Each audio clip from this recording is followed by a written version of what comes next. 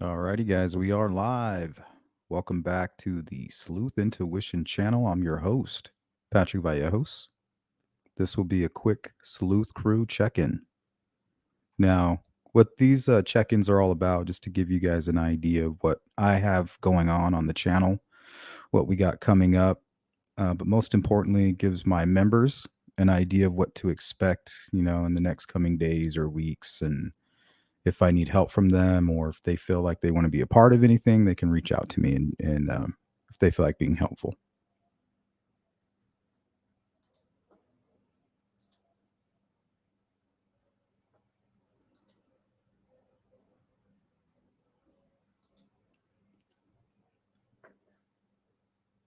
So the only real items that I have up to talk about with you guys, the rest will just be hanging out in chat, seeing what you guys got going on, any questions you have for me.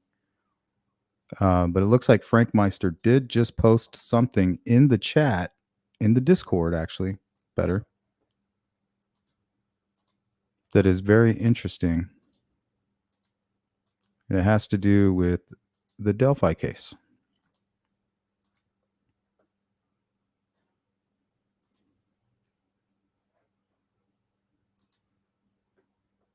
So I guess we can start here.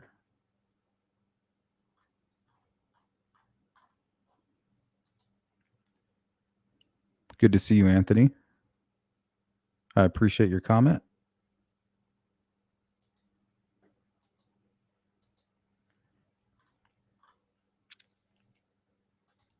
Good to see you, Wanda. 63 clocks. My guy, Farmer. Good to see you. Wanda, what's up?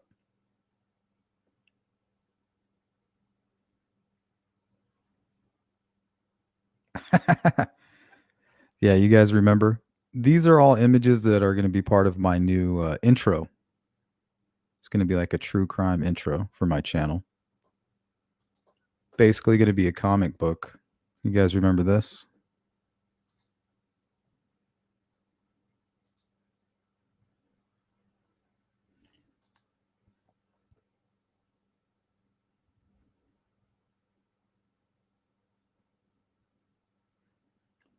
So I get abducted, taken to another planet. Now, this planet is obsessed with true crime from Earth. And they go to Earth to basically abduct all of the best true crime content creators.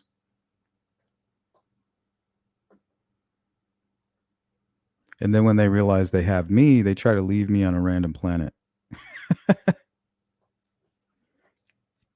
They're like, how'd this guy get in here? Stowaway.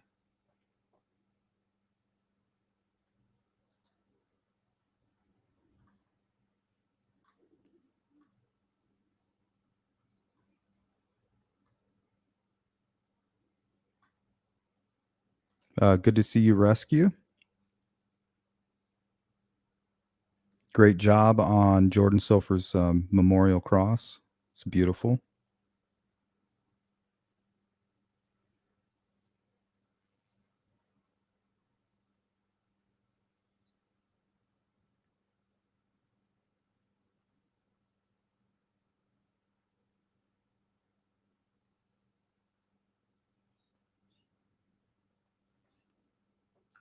What's going on, She Warrior? Chopper Harris.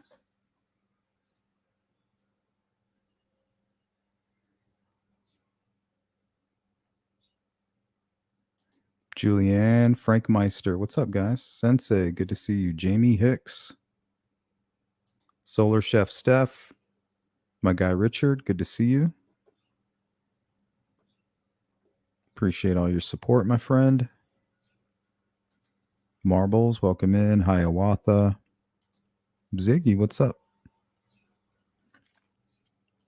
63 Clock says, I saw that on Frank's channel. Great response, in my opinion.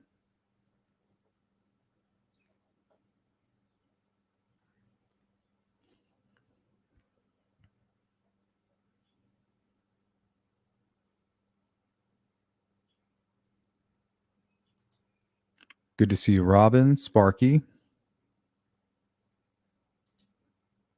Thanks, Richard.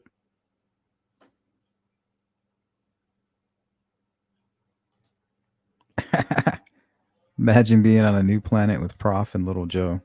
We are. You don't have to imagine it. It's a reality.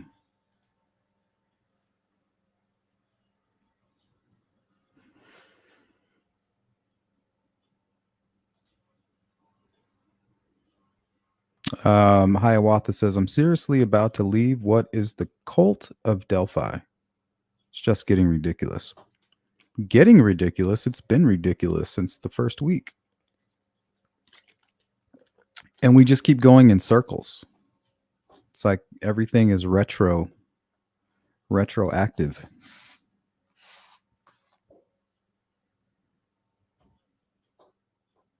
So we can talk about true crime in the morning next Monday.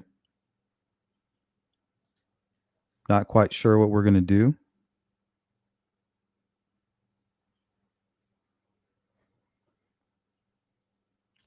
Right now, I'm leaning towards doing a part 2 on Asia Degree or Echo Lloyd.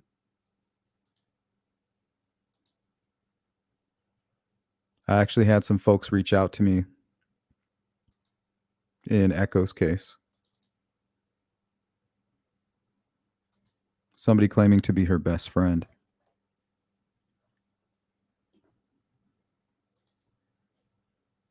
Hiawatha says, yes, that's exactly. We keep going in circles. That's why you have to find a way to rise above it.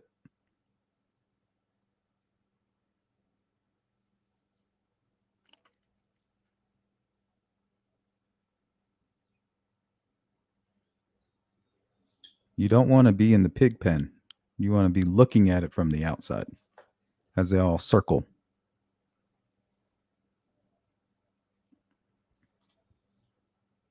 What's going on, Don? What up?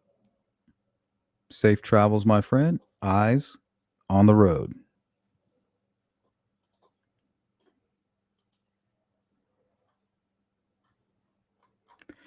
And every once in a while, I might give you one of these just to make sure you're awake. Listen, I swear, me and my brother, man. You never know when.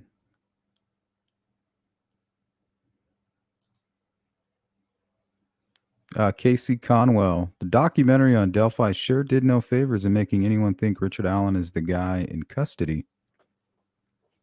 Why is that? And remember, this is the Thunderdome. And it looks like people like the CW and a handful of YouTube creators who are supporting Richard Allen. And trust me, I'm glad they're supporting him. We don't need any excuses, right? We want the Delphi or the defense daddies. We want them kicking ass in the courtroom. We want everybody getting whatever they want who is supporting Richard Allen. So when he does come forward and when all the evidence drops to the public eye, maybe that'll put a stop to it all. But the truth is it won't. Even with the conviction, even with everything is finalized, they're still going to continue. You think they'll disappear, but they won't.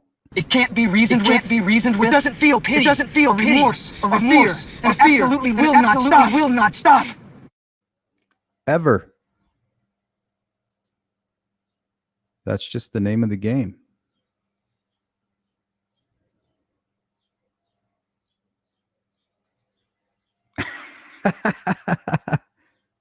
My bad. Odious and erroneous. Erroneous on both counts. Oh, Lord.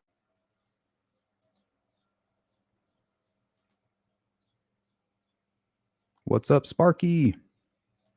Leslie, good to see you. Kathy, good to see you. Welcome in. All right, let's go to the Scrub Report, brought to you by Hathers Mirror. Looks like we have 75 in chat and only 30 likes. That's disgusting.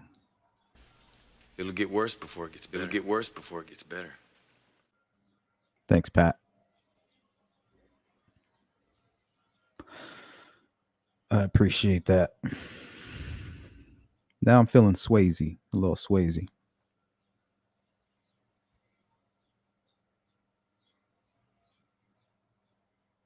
Oh, are you guys talking about the outage?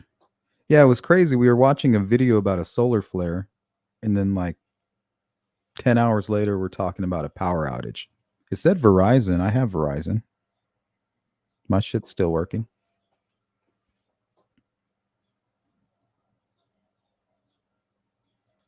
True crime fangirl in the building.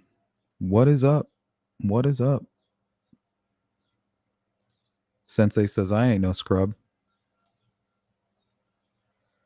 We do not train to be merciful. Mercy is for the weak. Mercy is for the weak. Here, on the street, here, in competition. In competition. Know what I'm saying? Daily Survivor, what is up? 63 clocks.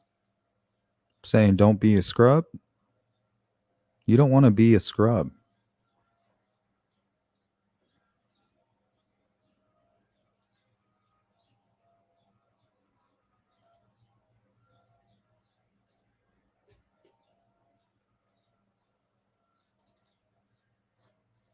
All right, let's take a look at this. Thanks again, Frank, for sharing these documents in the members only Discord. Appreciate it.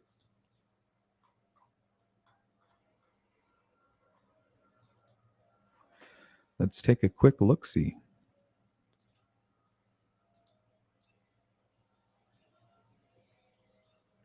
All right. State's response to defendant's motion to dismiss for destroying exculpatory evidence. Right? They keep throwing this word around, exculpatory. The defense is saying, well, yeah, we recorded over some stuff, but who cares? It wasn't shit. It definitely can't be defined as exculpatory.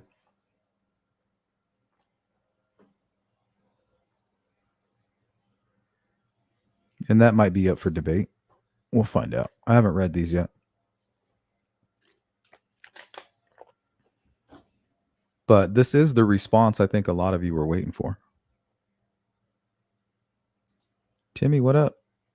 CJK, what up? Ziggy says outage is AT&T.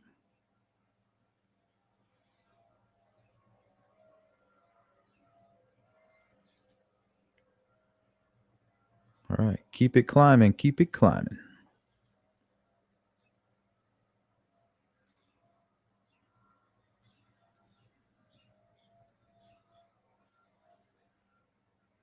Yeah, the more you click that like button, the farther my channel gets to reach. So it's like every like is a little crawl outward.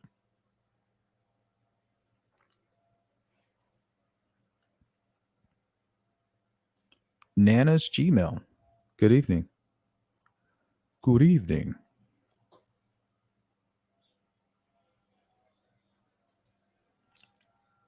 Daily, I refer to it as legal mumbo jumbo. Some might say that the person who wrote this doesn't either. But I told you from the beginning it was a nothing burger. It really is. All of this stuff is. The reason that the Frank's motion got tossed is because it's a nothing burger. And everything is just more of the same of that.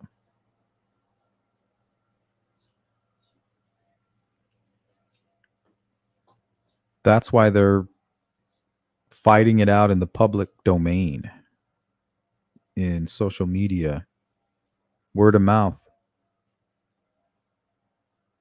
I don't even think they're trying to taint a jury pool either. I think they're just trying to create chaos.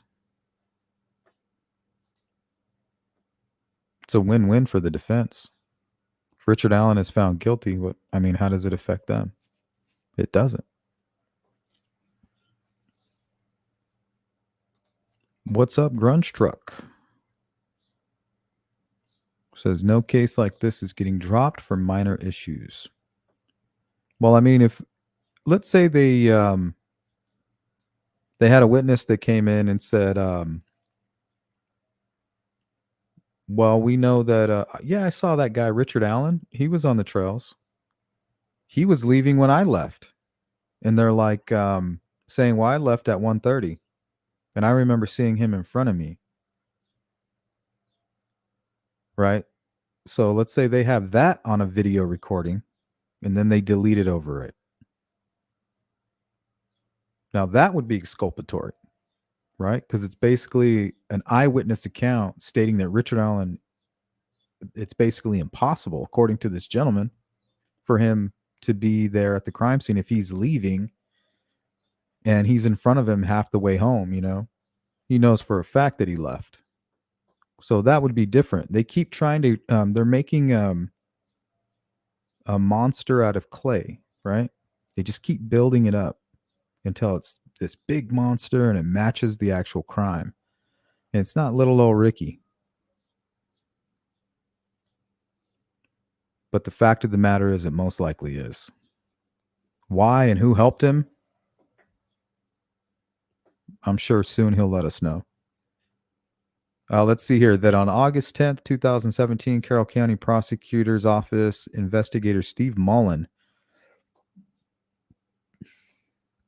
excuse me, I had to burp, discovered that the DVR at the Delphi Police Department for the interview room had been recording continuously for an unknown number of days. Mullen determined that the data storage on the 6 terabyte drive had been consumed, causing the equipment to record over precious recordings, resulting in lost data.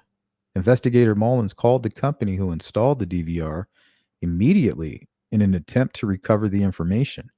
The representative advised that all recordings prior to February 20th, 2017 were lost. So I think a good way to put it into perspective is, let's say that Mullins or somebody else did that on purpose, right? They're in on this conspiracy and they're there to hide evidence linking anything to Brad Holder or Patrick Westfall or, the Odinist stuff. I think what McClellan is saying, even if they did really, right? What difference does it make? This is nothing. This isn't part of their case. It doesn't have anything to do with the case. It doesn't have anything to do with Richard Allen. Well, at least so far.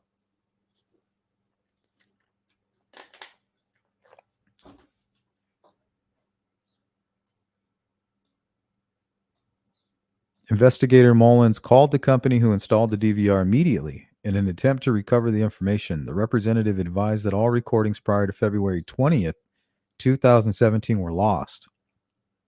Right? That's a big deal. That on February 17th, 2017, investigators interviewed Brad Holder at the Delphi Police Department. This recorded interview was lost due to the DVR recordings over as described in paragraph 1. Right? How convenient. How convenient. So this is part of the monster that the defense team, that they have to create it. Not only do they have to create it, but they have to keep reminding everybody about it. Because after a while you're like, oh, this is just a silly clay monster, with the right lighting and in the darkness and some sound effects. Man, it's really scary. And then it kind of dies off and you kind of poke it like, oh, it's not real. Right? And then they remold it and it keeps getting bigger and bigger, but they have to keep reminding you of it because it's their whole case. But the prosecution is saying it's nothing to us. You could stack as much clay, you can as high as the Eiffel Tower. But it's nothing. There's nothing there. One gust of wind, whew, collapses. And there's only wind in that courtroom, unfortunately. In the Thunderdome, we're basically like in a Matrix simulation room.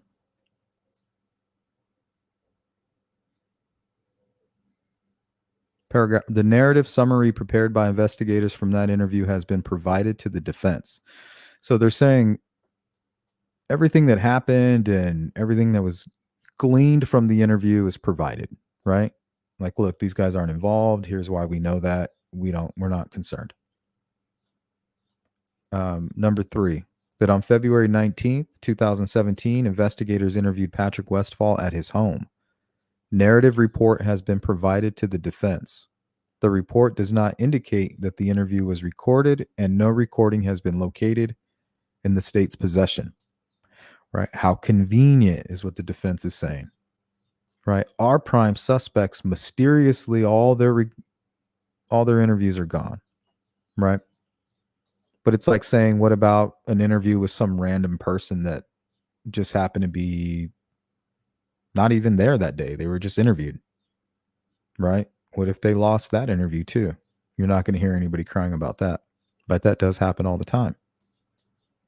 But if it's not related to the case, what difference does it make? But the defense is going to say, well, how do we know it? How do we know if it would be helpful or not? It was deleted. Right? They keep putting the clay on the monster. That's their job. Until it smothers the whole room, right? Number 4, that the defense suggests that the state destroyed these recordings, which they believe to be evidence that is exculpatory in nature, further claiming that the loss of the recordings was negligent or purposeful on the part of the state. Right? That's a crime. That the interviews of Brad Holder and Patrick Westfall are neither exculpatory nor are they potential useful evidence. Right? It's a nothing burger. He knows it, the court knows it, but the public doesn't know it. They're more than willing to be swayed. More than willing.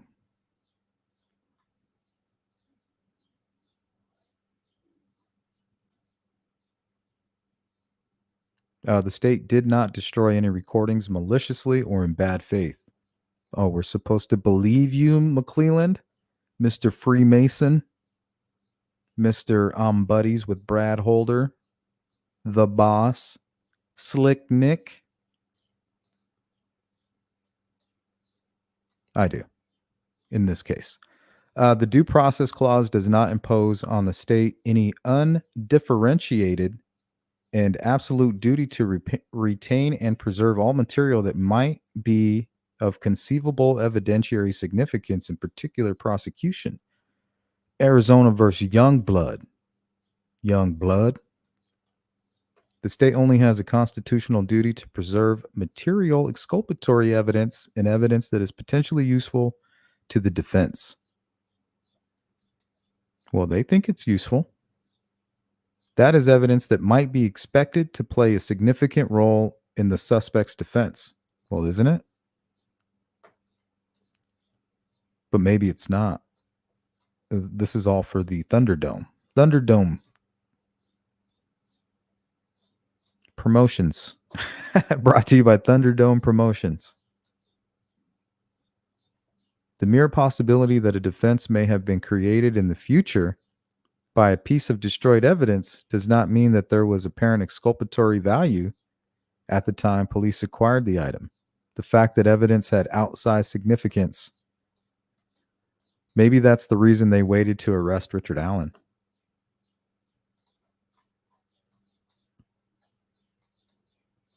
Because they deleted the evidence. They have to wait now, so it doesn't look malicious. Defense is not enough to show a deprivation of the defendant's due process rights.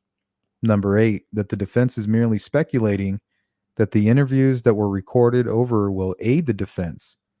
Mere speculation is not enough, right? But this is what everybody's going to say. Well, we'll never know, will we?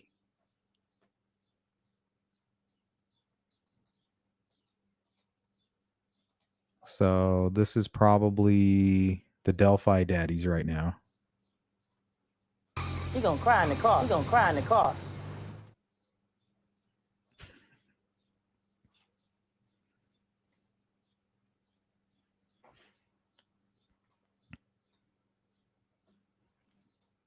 The loss of the recordings does not justify application of the 2-part test to see if the loss warrants dismissal. Well, how do we know that that wasn't some kind of preemptive strike? Premeditated and malicious. right? The two-part test consists of determining what kind of evidence is at issue and then determining if the evidence was destroyed in bad faith. That step one is to determine what evidence is at issue. Is it evidence that is materially exculpatory or potentially useful? Well, I'm sure the defense thinks so, right? Yeah, well, that's just like, your opinion, man. Your opinion, man.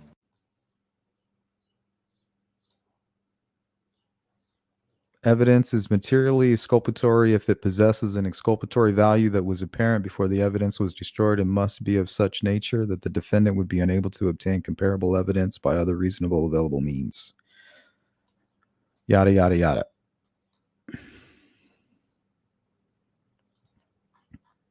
We get it.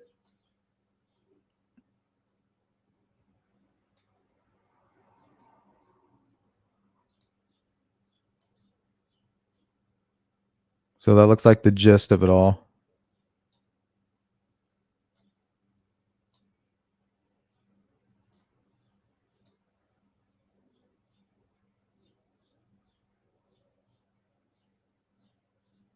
It says that in order to show bad faith, the defendant must show that the state failed to preserve the evidence pursuant to a conscious doing of wrong.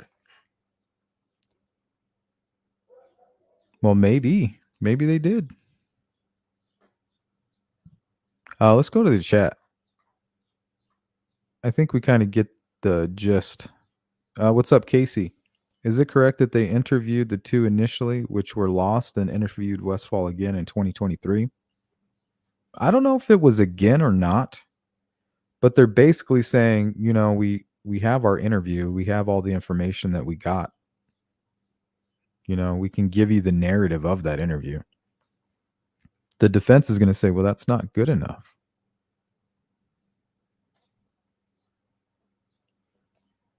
So I don't know how that might play out in a trial.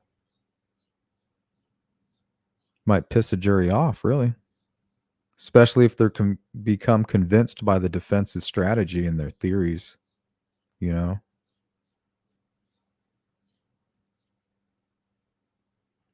Yeah, it was kind of funny, Jamie. How could you interview a white supremacist? I should ask that one guy, what's his name? Slow Joe. How can you write a serial killer in prison? He's always bragging about that shit. Fucking hypocrite.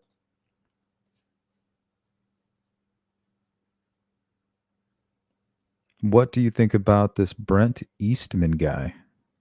Who's that? Brent Eastman. CJK, I wonder why his license plate triggers people. It's not a big deal. Just another personalized plate. Well, they're just trying to say it kind of goes to his character, what kind of person we're dealing with. Maybe an egotistical maniac. But every time I think about it, it reminds me of Bruce Springsteen.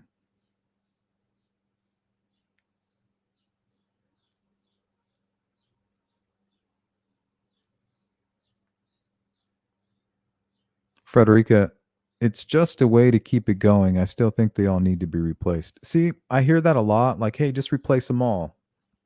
The defense and the prosecution and the judge. Well, that's what the defense wants. You know, they want to create all this chaos.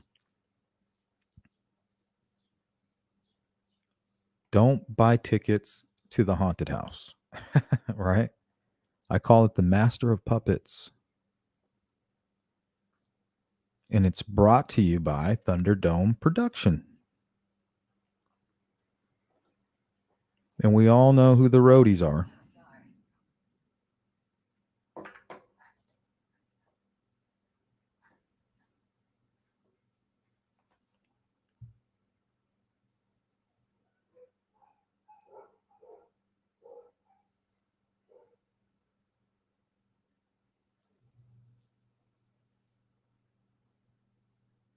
What's up, Switzerland? So yeah, this is just a whole bunch of we didn't do it on purpose. It was an accident. Plus, it ain't nothing anyway. There, translated it for you.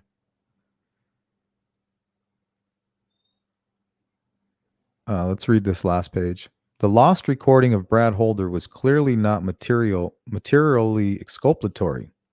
Even if it could be described as potentially useful, it certainly was not destroyed intentionally or in bad faith. The lack of a recording for an interview with Patrick Westphal is clearly not materially exculpatory. Even if it could be described as potentially useful, the absence of a recording was not done in bad faith on the part of law enforcement. Both Holder and Westphal are still available to be interviewed and or deposed by the defense. Yeah, go interview them. Do your own investigation. Give them, see if they'll be down for a polygraph.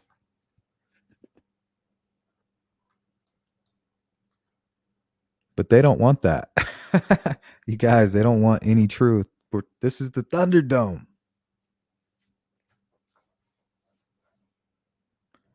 You must not forget that. All right, so that's it in a nutshell.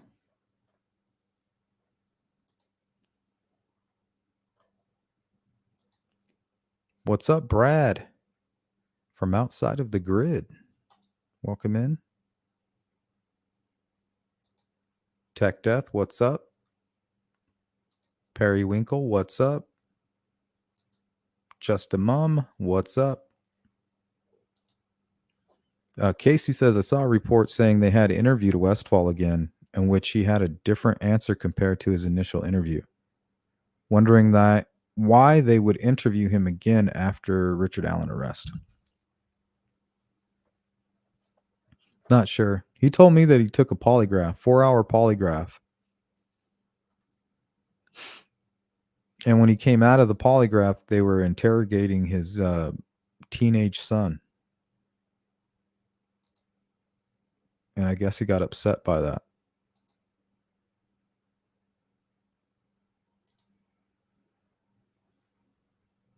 That's all you can do, Jamie.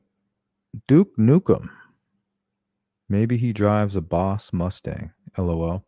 It's a pink Cadillac.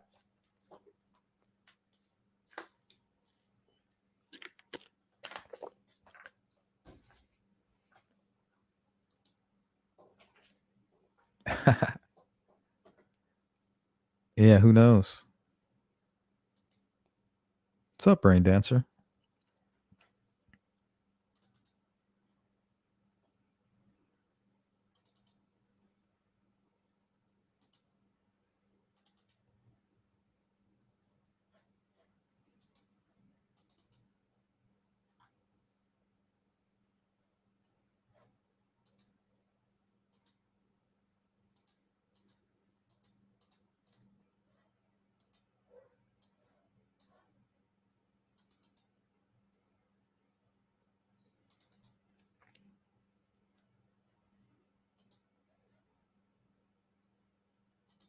Sorry, I'm just pulling something up.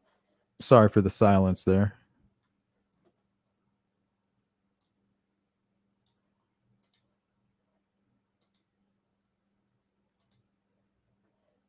How many of you know this case?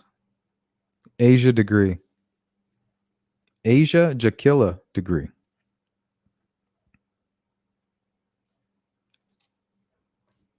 The photo on the left was around the time she went missing. The right is an age progression. I wonder if they have a more updated one. Just a Mum. It's all gone ape crazy again. Wonder will the families, etc., even get peace to grieve? I can't imagine how they get through it, even minute of every minute of the day. Well, we've learned from Becky Patty and those folks there. They kind of have a thick skin now. They're pretty calloused over by it. And we learned that with the whole Chadwell situation. They said, hey, we don't get excited anymore. We don't jump at every POI or everything we see in the media. They talk about how they've learned to basically just ignore it until law enforcement says, hey, this is what we got. And they urge everybody to kind of follow that lead.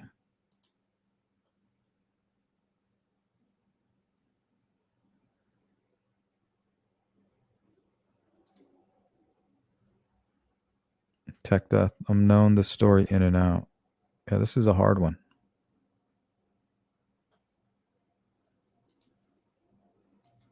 Hater says, never heard of this one.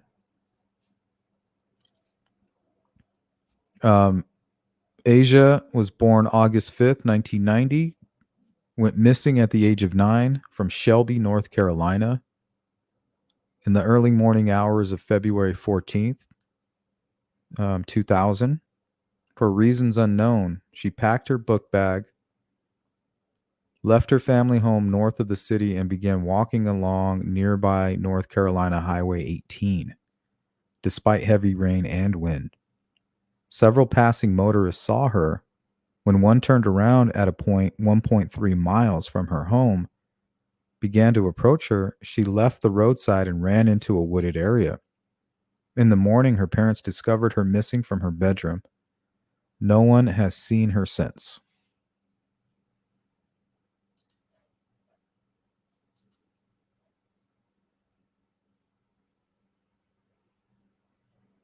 I think this is where they discovered her backpack. Right? Doesn't that sound very familiar?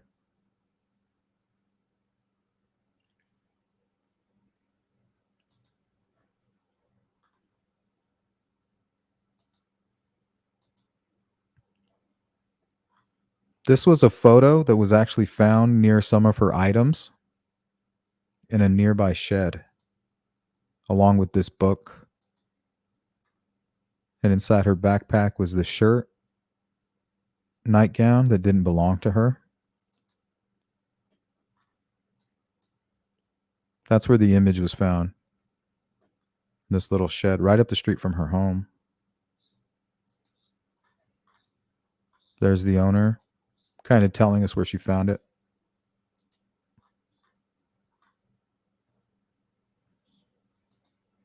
Another case near Valentine's Day. Early morning hours of February 14th. So it was on Valentine's Day. So I have a feeling Valentine's Day is a trigger for predators. You know, we have it in the Delphi case. We have it here recently as well.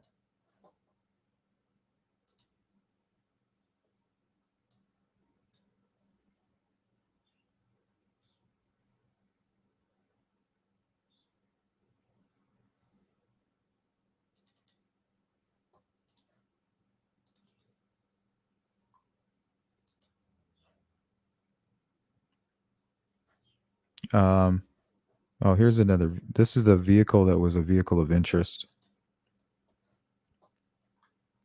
They don't know if it's one or the other.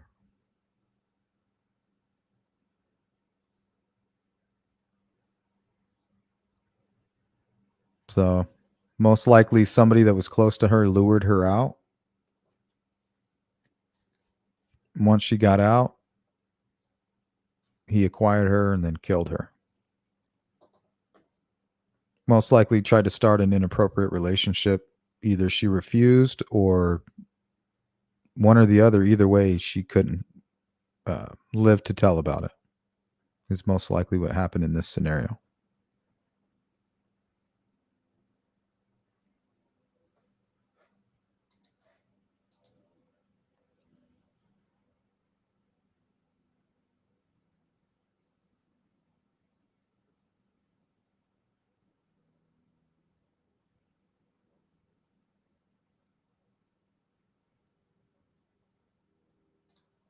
Let's go to Anna. The weird thing about Asia Degree is that there was a violent storm ongoing when she left the home in the night, and she was terrified of storms in the dark. That tells me that she was highly motivated. Highly motivated.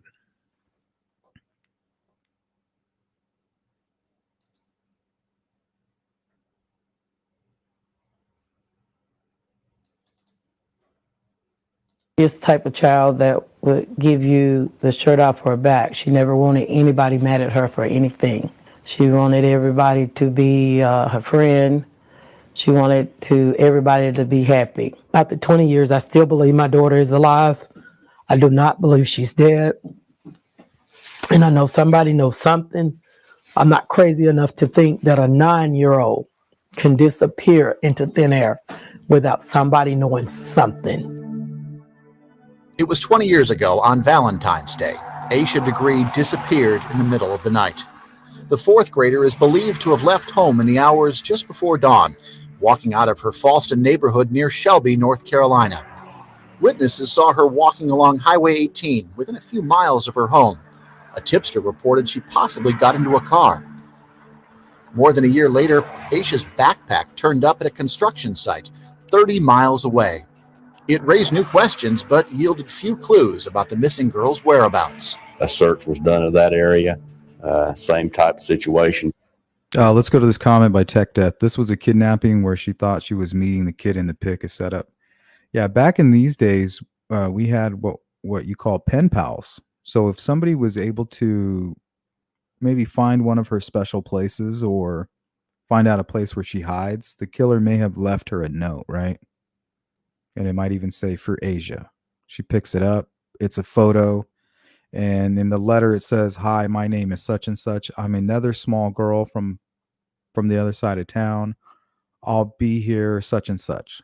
So she comes back, maybe a day later, and there's another note. So maybe this person is grooming her and then eventually convinces her to leave home, something like that.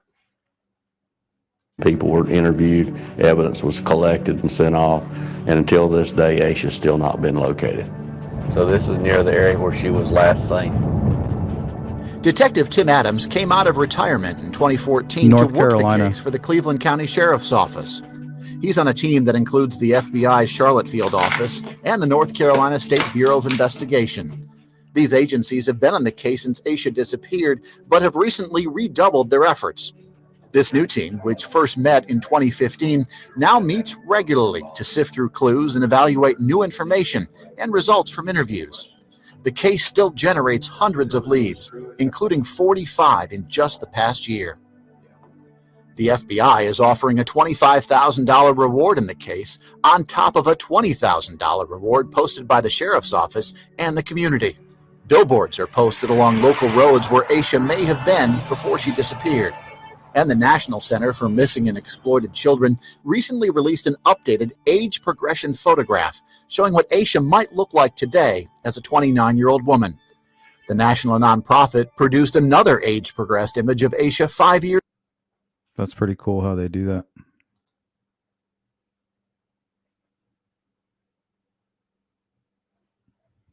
So yeah, we might be covering this Monday.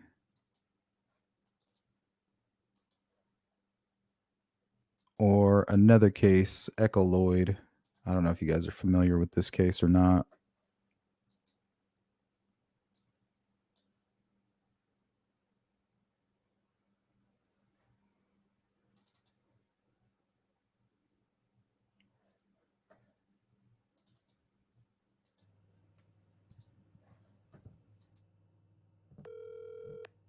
Missouri State Highway Patrol. Yeah.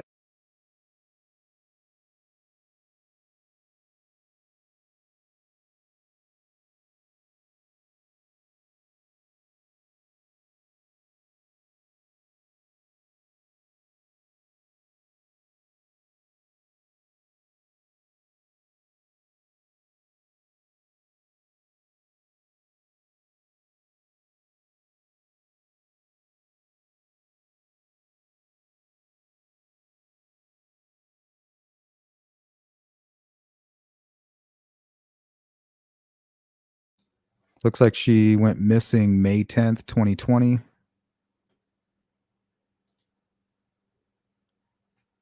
All right, looks like somebody was just gifted a Sleuth Intuition membership by Just a Mom is All. Thank you.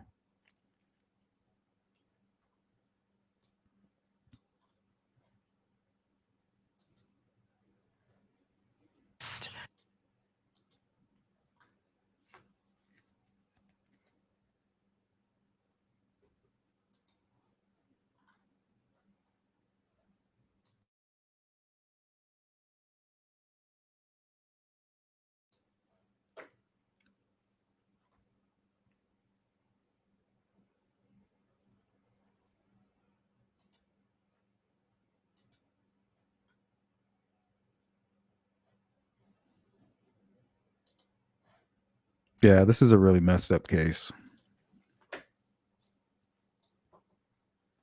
And apparently on our last live stream, we got a few of the facts wrong. So want to definitely come back and try to correct any of that information.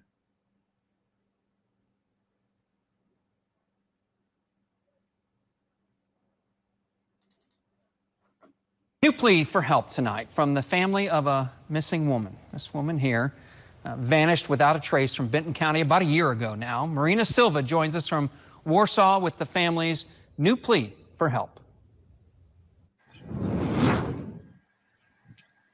Paul, it's been 422 days since anyone has heard from Echo Lloyd. Her daughter tried to contact her on Mother's Day of last year and never got an answer. Vigils are pretty much regularly held here in Warsaw, and the family is still asking for the public's help in bringing Echo home. She was an absolutely gorgeous person inside and out. She was fun and bubbly and charismatic, and I'm not sure if she ever met anyone who didn't like her. Mary Dubray is Echo Lloyd's cousin. She's been one of the people leading the efforts to find any answers as to what happened to Echo. I can't imagine that we're going to find her alive. I pray for that. What's up, Steven? I don't think that's reality at this point in time. Oh, good job, Tech. But she deserves to have her life celebrated.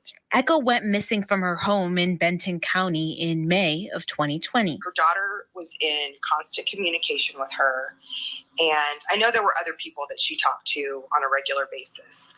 And her daughter had tried to go see her on Mother's Day, taken her a gift, left it on the porch because she wasn't home. The daughter contacted police later after going over to the house and finding her mom's personal items had been left behind. Her purse was there. Her wallet was there. Her cigarettes were there. And the only thing missing was her car keys. Benton County Sheriff Eric Knox says investigators are always following up on new leads and still looking for answers. I want the public, somebody out there knows what happened to Echo. And I don't believe it's just one person. I don't think that there's just one person that would have this knowledge. According to Sheriff Knox, investigators have put in thousands of hours trying to find her. All of our local people, still think about Echo, and the signs are still up, and all of our local folks, have their eyes peeled. Her family thinks someone who knows her has something to do with her disappearance. The sheriff says someone has to know something. And I don't believe it's just one person. I don't think that there's just one person that would have this knowledge. The family holds on to hope, searching for answers, waiting to hear from Echo. Call us. Write us. Let us know that you are okay.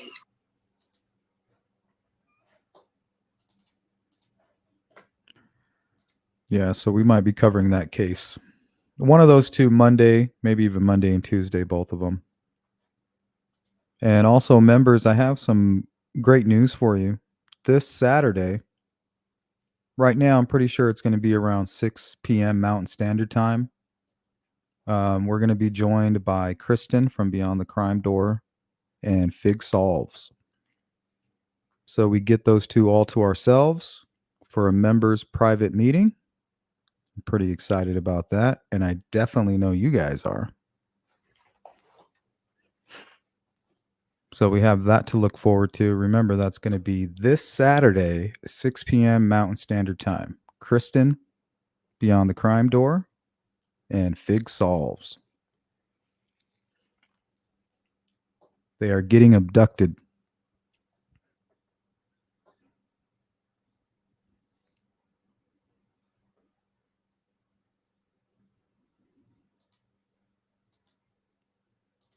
Heck yeah, it's going to be awesome. Jamie, yes.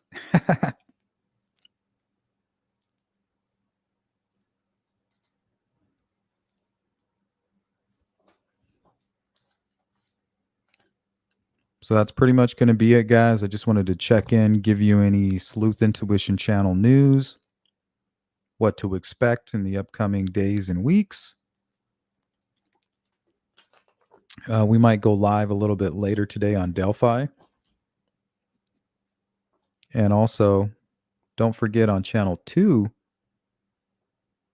Let me see if I have the thumbnail. There it is.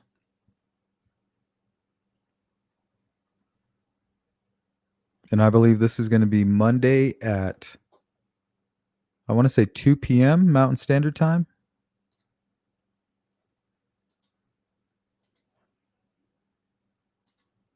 And this is channel 2.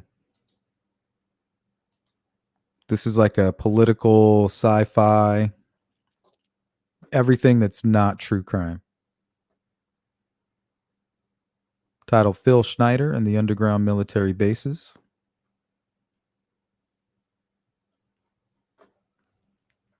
And I think we're going to be changing the name to Chan 2.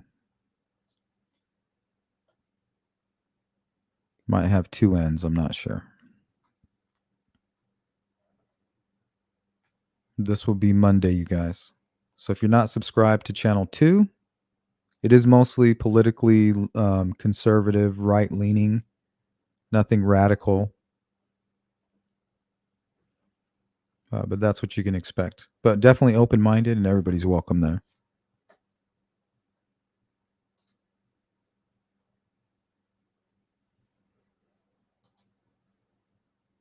All right, so this Sleuth Crew check-in has definitely served its purpose. You know, we've gotten all the information out there. Got a chance to talk with the crew, let you guys know what's coming up.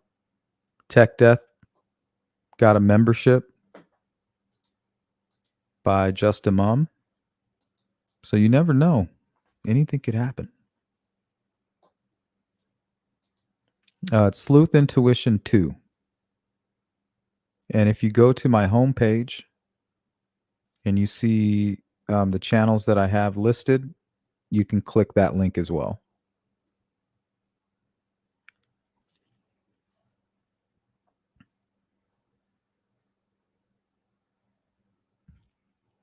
So it'll be Sleuth space Intuition, no space 2.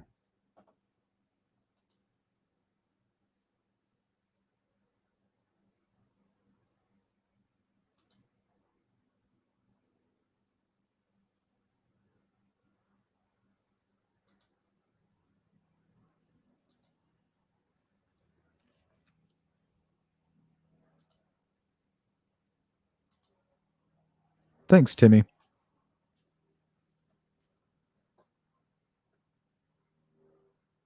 Yeah, we have fun over there.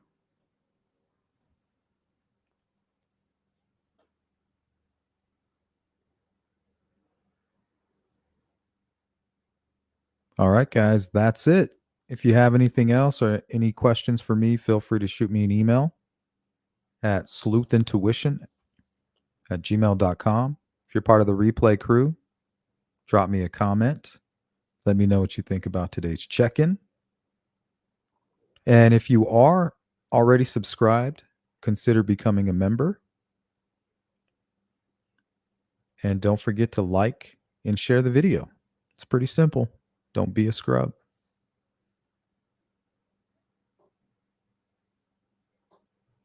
And on that note, guys, I'm out of here. Peace.